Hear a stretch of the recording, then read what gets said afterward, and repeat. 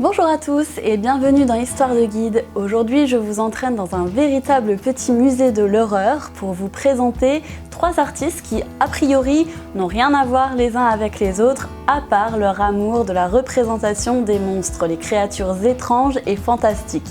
C'est un monde extrêmement foisonnant qui s'offre à nous. Il a donc fallu faire de terribles choix. Mais les noms que j'ai choisi de vous présenter sont quand même souvent associés à l'étude des monstres dans l'art. Pour résumer, nous parlerons de monstres hybrides, de ceux de l'apocalypse et ceux venus tout droit de nos songes les plus sombres. Prêts pour frissonner? Allez, suivez la guide.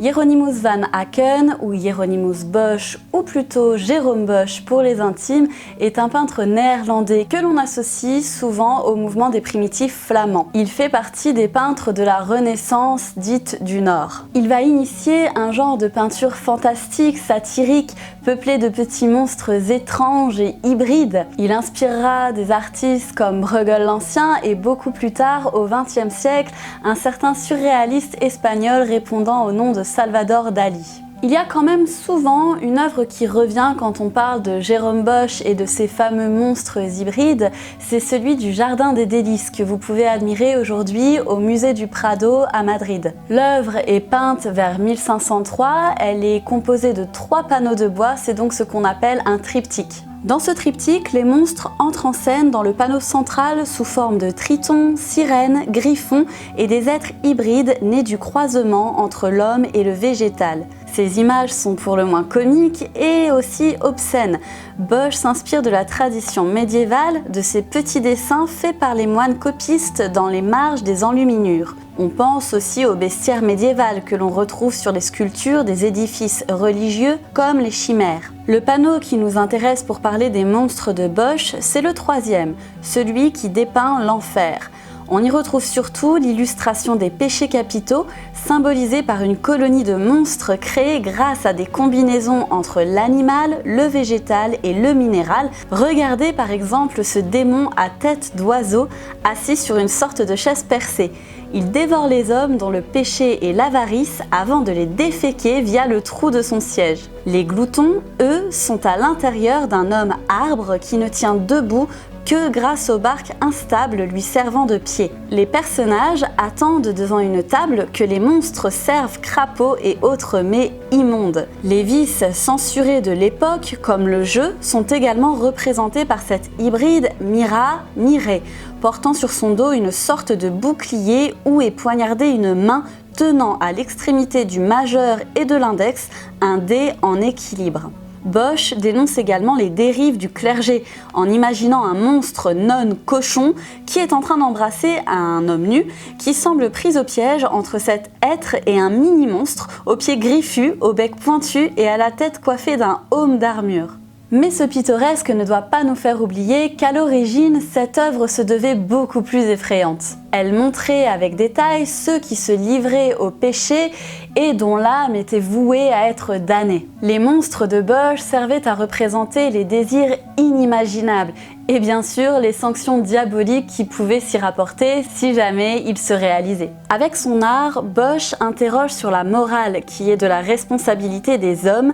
Il peint cela à travers la représentation des tentations et des interdits. Il ne faut pas oublier qu'il évolue dans un monde résolument religieux, en pleine transition entre l'époque médiévale et la Renaissance. Pour aller plus loin, je vous conseille de regarder avec attention quelques-unes de ses autres œuvres, comme le chariot de foin, qui est aussi au musée du Prado, la nef des fous, que vous pouvez admirer au Louvre dans le département des peintures hollandaises, ou encore la tentation de Saint-Antoine, qui se trouve au musée national d'art ancien de Lisbonne. Mais si vous vous déplacez pour voir ces œuvres, je vous donne quand même un conseil, ne faites pas comme moi, n'y allez pas les mains dans les poches, et assurez-vous que l'œuvre que vous venez voir dans le musée n'est pas prêtée ou en restauration.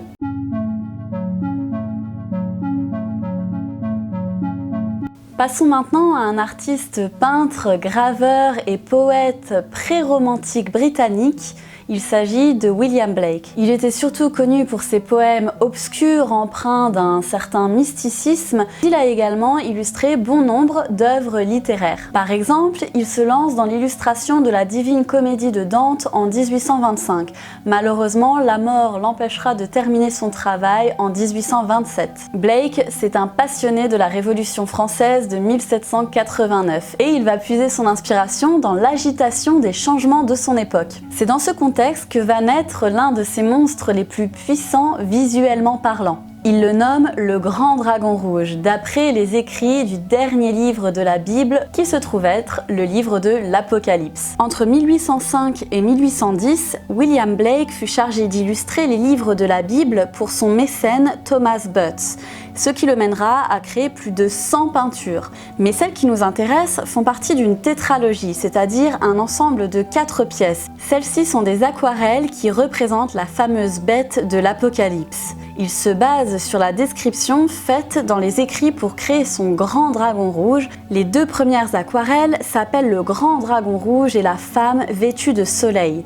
Pour une même scène, on a 2 points de vue complètement différents. Dans le premier, le dragon est vu de dos. Il semble enjamber l'univers ainsi que les abîmes maritimes. Son attitude est triomphante et dominatrice. Il surplombe la femme allongée à ses pieds qui est affolée et suppliante. Les ailes du monstre sont déployées, les arêtes acérées et il a un corps musculeux, ce qui nous barre complètement l'horizon et cela renforce cette sensation d'oppression que ressent la frêle victime. Dans la deuxième aquarelle, la jeune femme semble se redresser même si le monstre est toujours dans la domination. Ses bras s'ouvrent pour sauver le monde alors que le dragon se replie sur lui-même. On assiste à une quasi-inversion des rôles. Ce n'est plus le même personnage qui envahit l'espace cette fois-ci. La troisième aquarelle de Blake illustre le Grand Dragon Rouge et la bête de la mer. Il introduit un autre monstre qui fait également son arrivée dans l'Apocalypse. La bête est perçue comme le symbole de tout pouvoir s'opposant à Dieu. Dans cette aquarelle, on voit que Blake représente le dragon comme étant solidement campé sur ses pieds. Il domine la bête, il la réduit à son service, il en fait son messager du mal. Et finalement, dans la quatrième aquarelle qui s'appelle Le nombre de la bête et 666, William Blake représente la fameuse bête sortie de la mer sur un trône recevant son pouvoir de Satan, donc de notre grand dragon rouge. Ce pouvoir, elle l'étend sur les hommes et lorsqu'ils y adhèrent, ils reçoivent la marque de la bête sur la main droite ou le front. Pour rappel, cette marque est censée être le nombre 666, mais bon, vous vous doutez bien que les débats font rage autour du véritable nombre de la bête, et ce, depuis les premiers siècles du christianisme. Quoi qu'il en soit, William Blake représente ces monstres fiers et puissants face à une humanité plutôt soumise, enfin, pour le moment. Pour voir de vos yeux ces œuvres, il va falloir voyager un peu car elles se trouvent toutes aux États-Unis.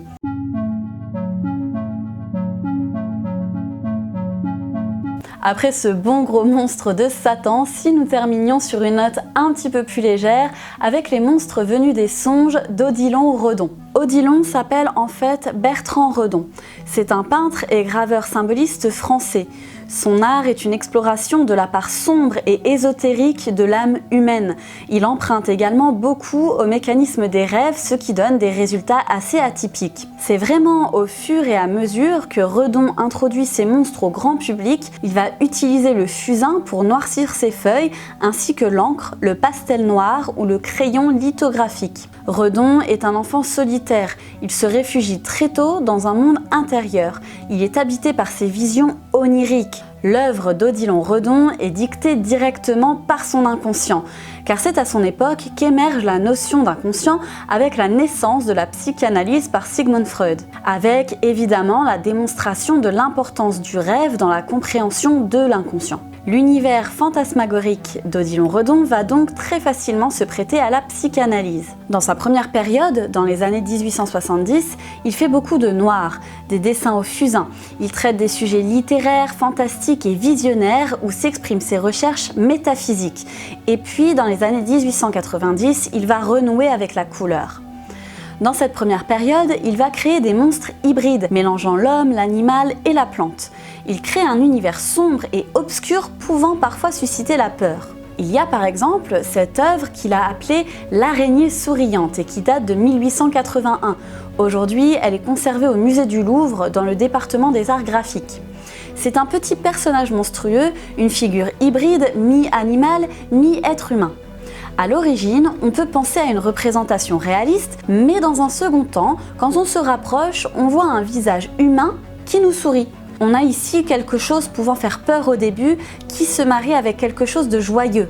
Redon mélange les contrastes, il fusionne les oppositions. Cette araignée souriante reflète aussi l'intérêt de l'artiste pour les sciences naturelles et le darwinisme. Il réfléchit beaucoup aux idées sur l'évolution. Autre petite créature repérée dans l'univers d'Odilon Redon, c'est Caliban, personnage de La Tempête de William Shakespeare. William Shakespeare qui a été un sujet d'inspiration important, comme la mythologie ou la religion. Il illustre par exemple le texte de la Tentation de Saint-Antoine de Flaubert, où l'on retrouve une tête flottante aux ailes de chauve-souris ou de démon, et Redon trouvera comment s'échapper de ses sombres pensées et cauchemars lorsqu'il deviendra papa. En fait, ça sera un véritable déclic pour lui. Il va passer à un autre médium pictural et à des œuvres beaucoup plus colorées. Il va alors laisser toute sa petite bande de monstres derrière lui. Ces artistes aux univers et aux périodes complètement différentes sont donc liés par la création de leurs monstres. Qu'ils soient de nature à effrayer ou à amuser, la place du monstre dans l'art est une constante depuis que l'homme extériorise ses peurs et ses fantasmes via un moyen artistique. Et vous ? Quel est votre monstre préféré, qu'il soit peint, gravé, écrit, joué ou même sculpté?